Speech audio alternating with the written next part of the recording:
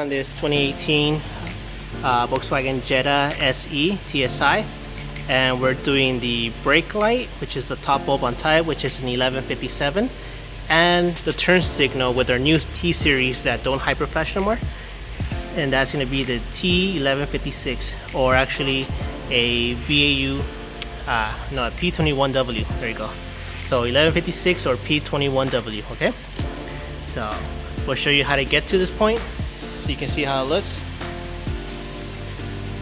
There'll be your brake light on top with the 1157, and then the bottom one, which is already installed in there as well, is going to be the P21W or 1156 amber. Okay, so to get to this point where you get the actual tail light off, you're going to go through the back of the, and you can see there's actually going to be a little cover that goes in there. Okay, it's a little cover like this one.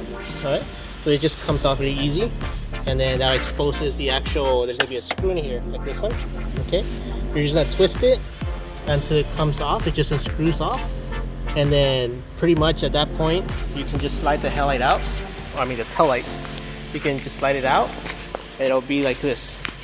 Okay, so that screw you removed goes in here. Okay, that's what holds it in place. Same thing, just like the, if you've seen our video for the inner tail light with the parking lights, it's held down by clips. So it'll be 1, 2, and 3. Okay, so there's 3 clips that hold it in place. You want to clip in to get it out, just like that. This one is going to be your turn signal, which is the P21W or 1156, and this is going to be your 1157. Okay, they're just twist-ons and you're good to go. So this is a red 1157 and our T series P21W or 1156. All right, cool. And at this point you can just put it back in place. Okay, make sure you don't forget to connect your cable, or else you won't have any power. Alright, so that's your cable connected. And make sure the same thing, don't over tighten them. Once you feel resistance, that should be good enough. Just to test. Make sure it doesn't move, pop out, so you know you're good.